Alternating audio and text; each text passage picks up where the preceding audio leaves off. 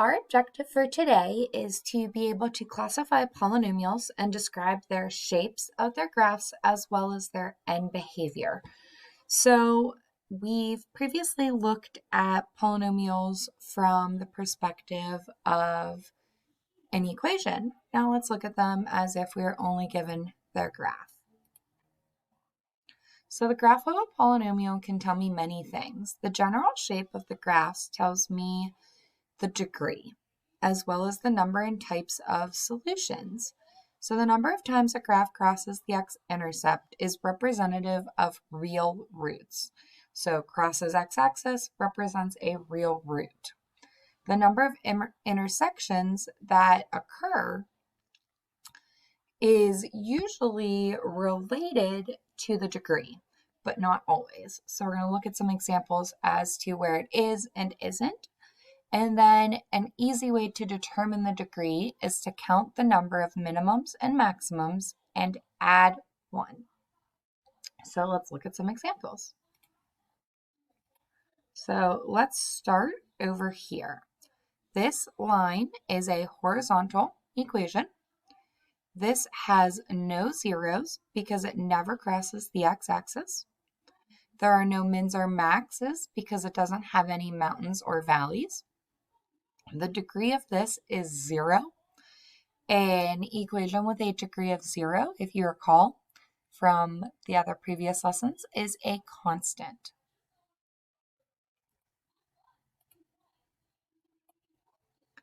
Let's jump over here to our second graph. This graph goes through the x-axis once. That's this point right here. Because it crosses the x-axis once, it has one real root or 1, 0. There still aren't any minimums or maximums. However, that means my degree is 1 because min or max plus 1 is 1. Therefore, this has a degree of 1. A degree of 1 we know is linear.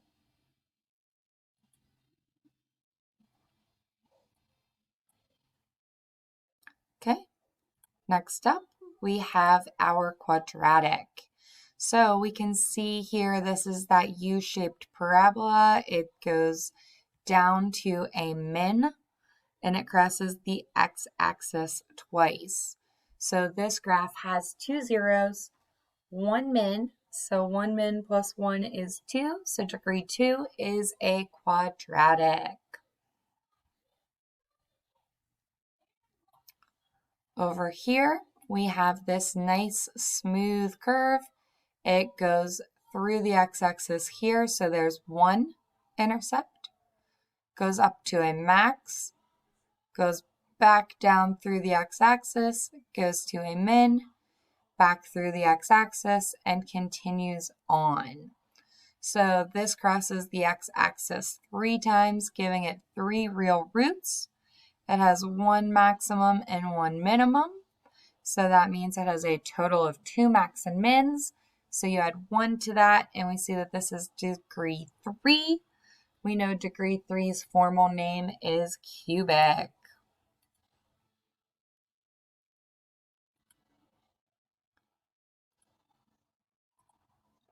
Okay, over here in the red graph, once again, just following the curve of the graph, we always start on the left. So going down, down, down, crosses the x-axis once. That's 1 root, goes down to a minimum, back up through x to a max, back through x to a min, back through x, and then continues on infinitely. So this graph has 4 zeros. 2 of them are minimums, 1 max. Therefore, 2 mins, 1 max gives 3. 3 plus 1 gives degree 4, which makes this a quartic.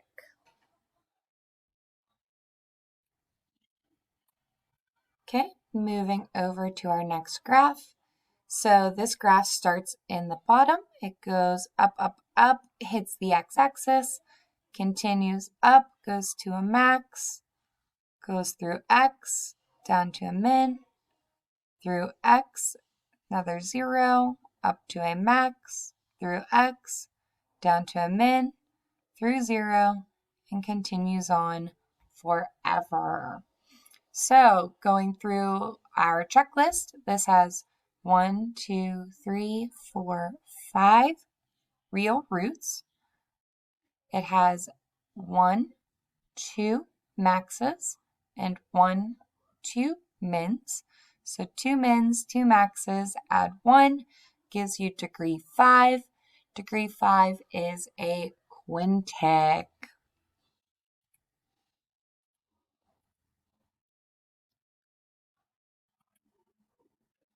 So we can look at polynomials graphs and determine their degree. We can determine their number of real roots. We also talk about their end behavior. So the end behavior of a polynomial function depends on what the graph is doing to the left and to the right. The domain of all polynomial functions is all reals. The domain of all polynomial functions is all reals. The end behavior is the behavior of the graph of f of x as x is going to positive or negative infinity. From the graph, we are able to determine the degree, which we just saw on the previous set of examples, as well as now the sign of the leading coefficient. So the leading coefficient is going to tell me if my graph is positive or negative. The leading coefficient will also determine the end behavior. So let's look at that in more detail. Even degree functions will have an even number of real zeros, and their end behavior will go in the same direction. So even is same. Odd degree functions will have an odd number of real zeros and will have an end behavior in opposite directions. So think odd, opposite. So let's look in closer detail at what that's talking about. We'll go this way first. So this first example here is an even degree. We can see it's a parabola. We know a parabola is a quadratic, so we know that it has an x squared term, and that x squared is its highest degree. Right here is the end behavior. So we talk about the x, as x is going to negative infinity. So this is the x's. So as x is going to negative infinity, so we're talking about going in this direction here. What are my y values doing? Well, as x is going to the left, y is going up. So if something is going up, it's going to positive infinity. That's what's happening right here. And then over here, as x is going to the right, or the x values are getting big, the y values are going up. So therefore, the y values are getting big and also going to positive infinity. This has a positive leading coefficient because the graph opens up. So again, think about when we talked about a positive a value meant it had a min, and it was open up like a smile. If a quadratic had a negative a value, then it was open down like a frown, and that's what we're seeing here with the negative x to the fourth. This is an even degree because as x is getting big and small, so as x is going to the left and to the right, both the y values are going down, so both the y's are going to negative infinity. Over here, this is odd because the y values are going in opposite directions. This one's going down, this one's going up. So as x is going to negative infinity, so x is going to the left, the y values are going down, so they're also going to negative infinity. As x values are going to the right, the y values are going up, so they're going to positive infinity. And that's represented over here in this little graphical. explanation.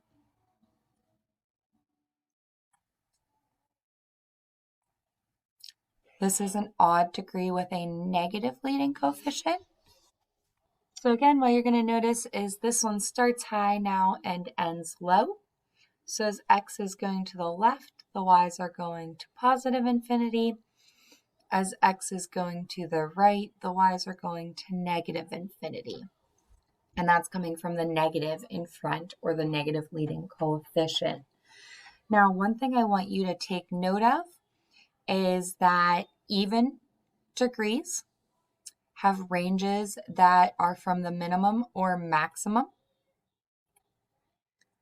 So they have a restricted range, where odd degrees have a range of all reals. So the domain and range of even versus odd end behavior polynomial functions is also different.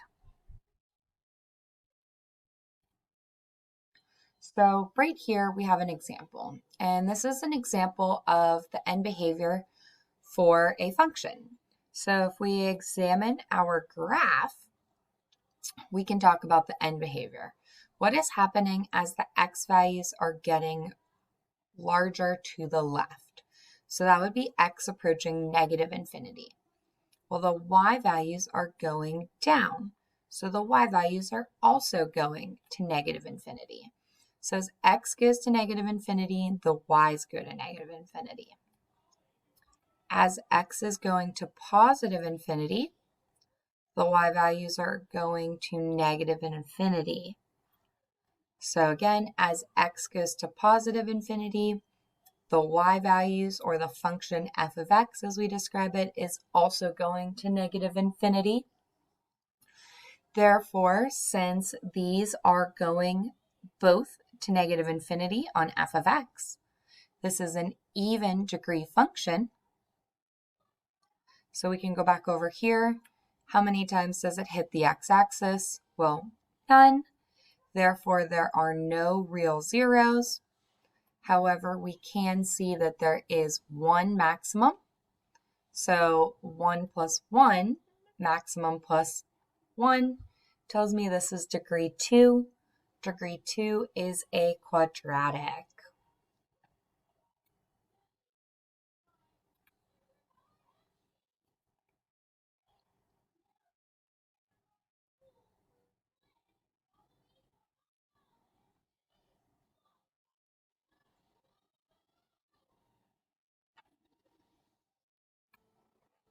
Okay, and last we have an example over here.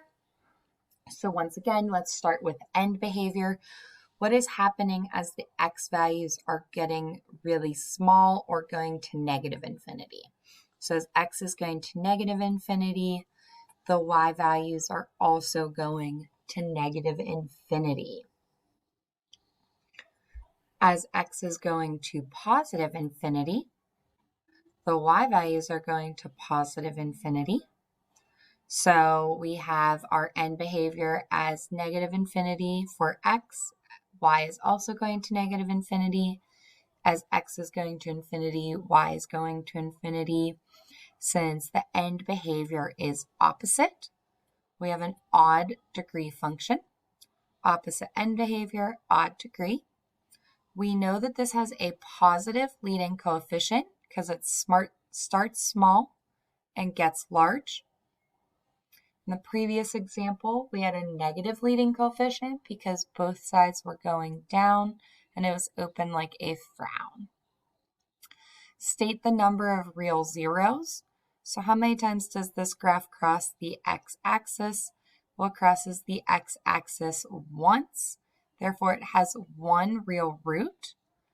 This is a case where the number of real roots doesn't represent the degree. We know that this is a degree 3 because it has one max and one min. So 1 max plus 1 min is 2 plus that additional 1. So this is degree 3, therefore making it a cubic. So again, the number of roots that are real does not represent the degree. It's always the maxes plus the mins plus 1.